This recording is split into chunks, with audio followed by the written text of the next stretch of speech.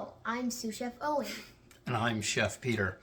This afternoon we're going to walk you through making focaccia pizza dough. We're going to start by talking about the ingredients and a couple of things you're going to need to do this right. First, the ingredients.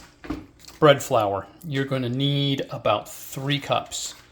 You're going to need some form of sugar. I like to use honey. You're going to need a teaspoon of active dry yeast, like about the equivalent of what's in one of those Fleshman's packets. A couple types of cheese. I like to use a little bit of a hard Parmesan and then some hard grating mozzarella cheese. This is about 1 pound. This is not the wet, fresh mozzarella. This is hard grating mozzarella. So stuff that comes in a block that's really firm. You're going to want to be able to grate it easily. A little bit of tomato paste to make the tomato sauce. You're going to need a lot of olive oil, a little bit of Italian seasoning, and some kosher salt. On the the hardware side, a couple of measuring vessels. I like to use a beater with dough hooks on them. You can do this, the kneading part manually, and we'll talk about that, but this makes your life a lot easier if you have attachments like that on an egg beater. And the single most important part is the pan. Pan needs to be square. It needs to be in deep dish on the sides. I like to make about a 9 by 13 inch pizza. That feeds 3 of us to satisfaction. Plus, you'll have enough dough to make a 9 by 13 plus a little bit extra. You could probably stretch it to 2, but we're going to make one 9 by 13 inch pizza. So that's the equipment. We're going to get some stuff ready and talk about process here in the next step. Thanks. All right. So first thing to do, mixing bowl, 3 cups of bread flour, 1 1/3 cups of cold water, about a teaspoon of a dried Italian herb mix like we talked about. You can use fresh if you want, no difference here really. About a 1/2 teaspoon of kosher salt and a couple of tablespoons of olive oil. And Sous Chef Owen is going to add those to the mixing bowl. Sous Chef Owen, take it away.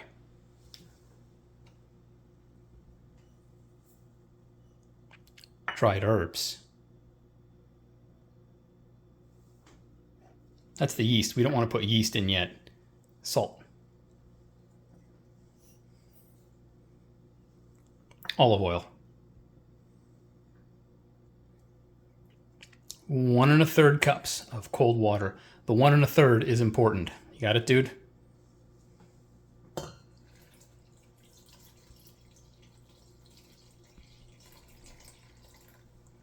Okay, the next thing we're going to do is just use a fork to mix this into a really shaggy dough. So go ahead, dig in there, mix it up, and you don't need to blend this. This isn't anything you need. Just mix it up until the flour's or the water's all incorporated, and we'll catch back up in a minute. All right, next thing we're going to do, measuring cup. I put a little bit of honey in the bottom. If you want to use any kind of sugar, that's completely fine. And we're going to put in about a 1/2 cup of warm water. Dun, dun, dun, dun, dun. Okay, so next thing we do is I like to test the temperature of the water before I put the yeast in. You want it to be really not too hot, otherwise you'll kill it, not too cold and the yeast won't activate. So we're looking at about 107 degrees there. We should be fine. Anywhere between 90 and 105 is about where I like it to be.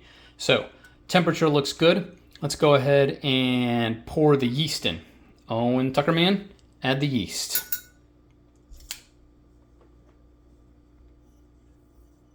Okay, now go ahead and just stir it up with the thermometer real good. So stir to incorporate the yeast and let that sit for about 5 minutes. All right, here we are. We've got our 3 cups of flour with 1 1/3 cups of water, some salt, some herbs, and a little bit of olive oil that we've just mixed up with a fork into a shaggy, dryish dough. We've got a 1/2 cup of water with a little bit of honey, warm water, then we added the yeast, and you can see how there's plenty of foam. That's a good sign that the yeast is activated and you're ready to go. If for some reason you put your yeast in here and you wait 5 minutes and there's no foam, that means you have dead yeast, so try again. If you try and rise this with inactive yeast, things aren't going to go very well. So we're going to pour this into the main bowl, and Sous Chef Owen is going to use the dough hooks to begin blending. So on 3, Owen, take it away. And you're going to mix this for about, we have a timer on ours, for between 7 and 8 minutes. You will eventually incorporate all of that water, and when we check back in, what you're going to want to see is a very smooth dough. It's going to feel wet relative to most bread doughs that you've worked with. It's going to have about the consistency of like a thick mud or a wet cement. So we'll check back in a few minutes. So the thing I should have mentioned that I didn't is that if you don't have dough hooks, you can do this with your bare hands. I mean, this is the process of kneading the dough. We don't turn it out onto a wood board because it's too wet. But you can wash your hands and stick your fingers in there and just turn it over with your palm. You can use a spatula. You just want to make sure we mix it really well for 7 or 8 minutes to develop the gluten so we have a nice sticky dough for rising. So if you don't have dough hooks, go at it with your hand, go at it with a spatula, whatever you got. Hi. Dough's been mixed. We're 8 minutes in with the dough hooks. As you'll notice, so this is the process of kneading the dough, and rather than doing it, like you would on a cutting board, we just do it in the bowl, and the reason we do that is because it's a really sticky, wet dough. And a wet dough is actually a necessary precursor to a really airy crust.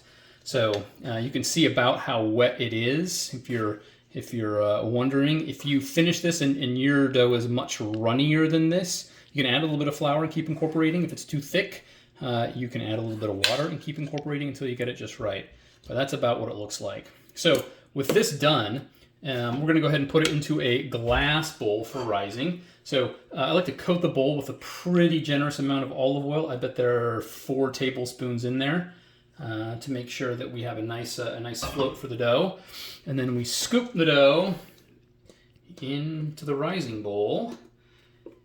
A spatula right into the middle, like so.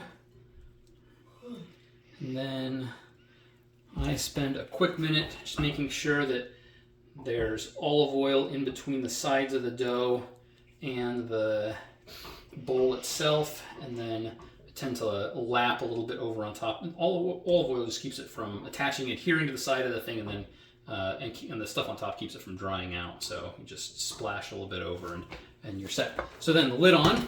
We're going to let this rise for at least an hour and a half, probably 2. Find a warm, sunny spot. I'm not afraid to put a space heater on it sometimes. And we'll check back in when this is done rising. Ready, go. Okay. All right. Thanks, everybody. We've been watching the dough for an hour and a half or so. You can see that it is 2 to 3 times as big as it used to be, which is just about exactly what we want. So we're going to turn it out into the pan.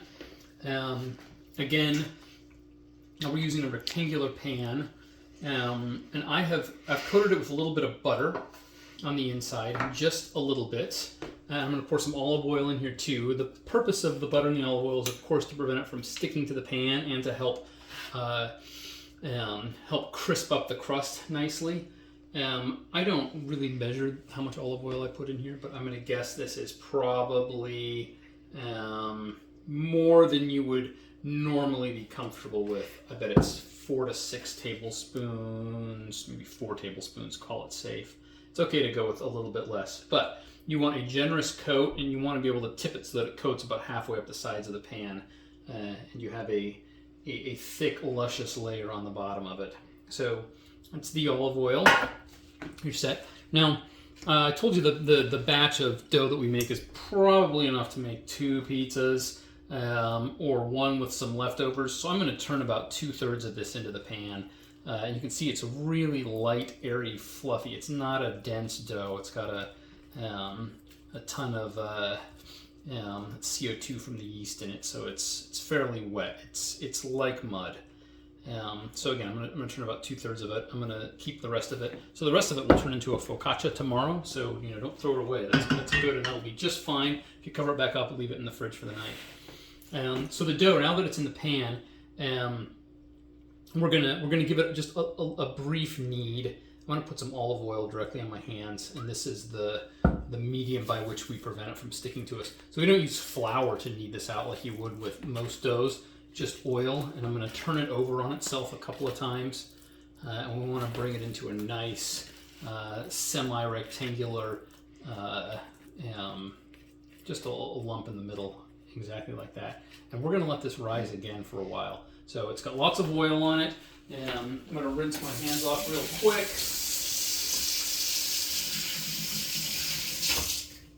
And we're going to cover this with saran wrap, which, as we'll show you later, makes turning this into a shaped dough really convenient. So one big piece of saran wrap right over it, and lots of oil on top. That way the saran wrap won't stick to, it won't stick to it, so it'll be easy to peel off at the end of the day. You don't need to worry about this too much. That just keeps it from drying out. So saran wrap on, and we're going to let this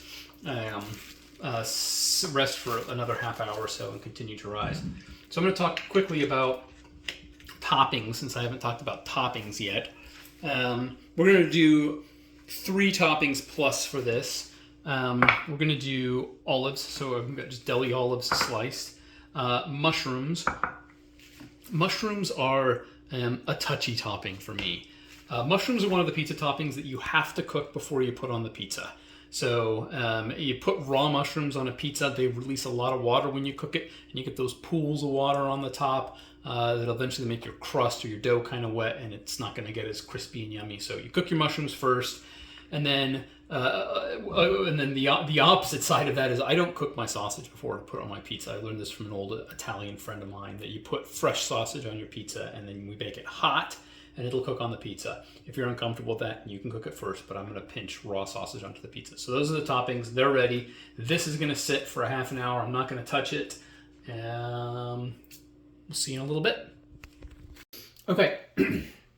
So we've been letting this sit for 20-30 minutes or so, and we're going to start forming the dough. So since it's a very wet dough, we can't roll it out like you would with a rolling pin. So what I do is I leave it under the saran wrap, and I just kind of start pushing it into the corners of the pan. You don't want your edges. Gently, just start spreading it. And you'll kind of work it a little bit. And you can, don't be too aggressive, and you don't want to push too hard through it. You're just trying to coax it along to form the pan.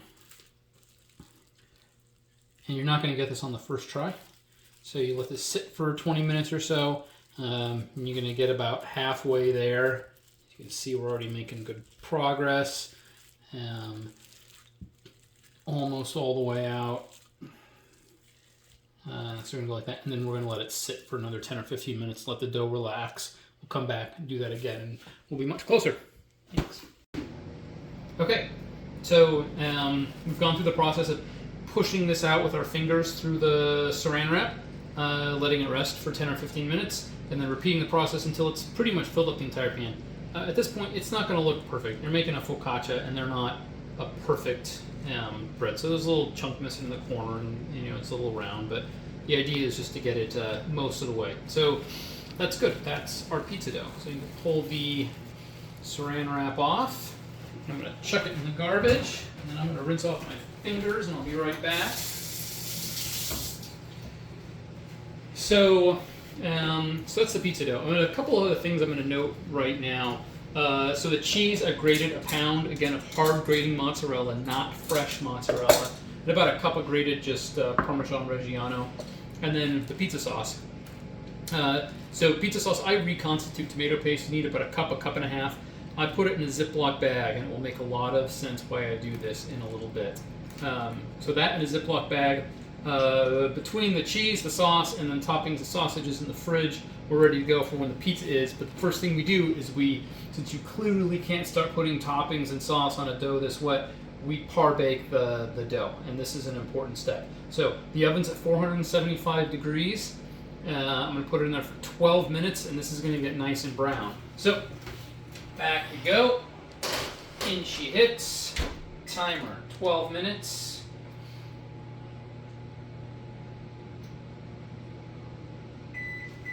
And we'll see you in 12 minutes.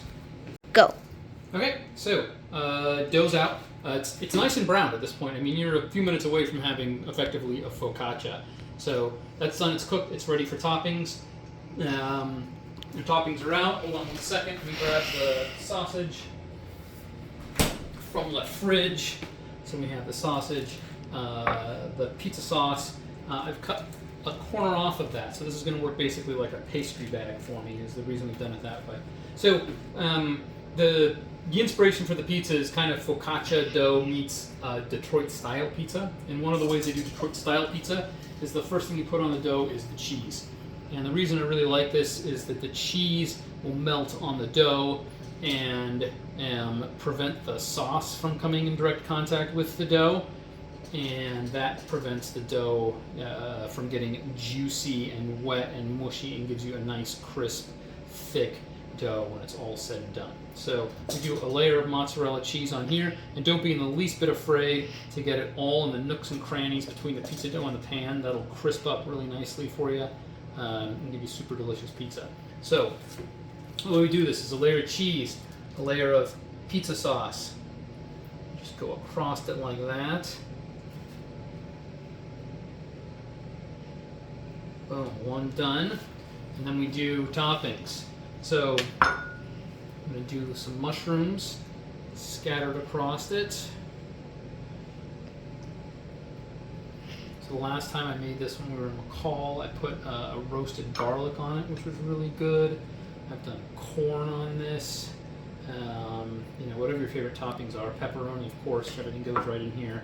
It's kind of important that to note too, we're going to do a couple layers on this pizza, and since we're cooking it so hot, you don't want a lot of this stuff, particularly olives, to come in direct contact with the heat. So we are going to put more cheese on this when it's all said and done. So thick olives, and that is probably about good enough. And then you're going to bear with me for a couple seconds while we put the raw sausage on here, which again, if you want to pre-cook it, that's fine. There's really no need to. I've done it like this I don't know how many times. If you've ever eaten this when I've cooked it for you, I put raw sausage on it, and you're probably fine. So, and I'd emphasize this is good sausage. Like, get it from your butcher, get fresh ground sausage. This isn't Jimmy Dean's frozen from Rite Aid or wherever you buy that stuff. So, sausage going on, almost. Hold tight. We're getting there.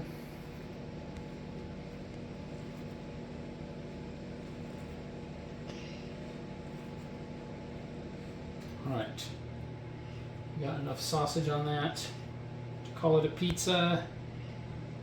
Squeeze another couple of chunks in here. Okay. Now hold tight while I wash my hands super fast.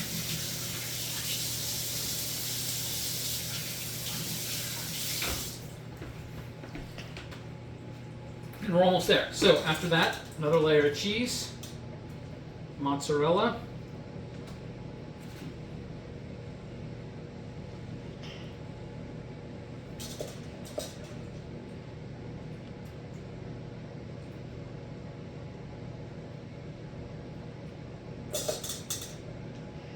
starts to take on the form of a birthday cake, and then the real Parmesan that we talked about earlier. So Parmesan on top, and then the final thing you do is another healthy layer of tomato sauce. So again, bag makes it easy to just spoon it right on without worrying about mucking up your toppings. Make it as juicy as you like. And that's it. She's done it. She's set. She's going back in the oven. Still 475 degrees for another 12 minutes. In she goes. Timer set.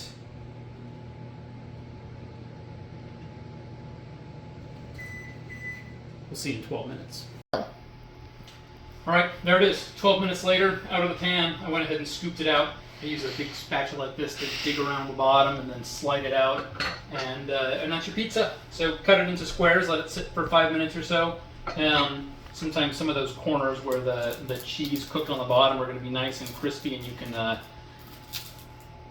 all of my might, peel them off and chuck them.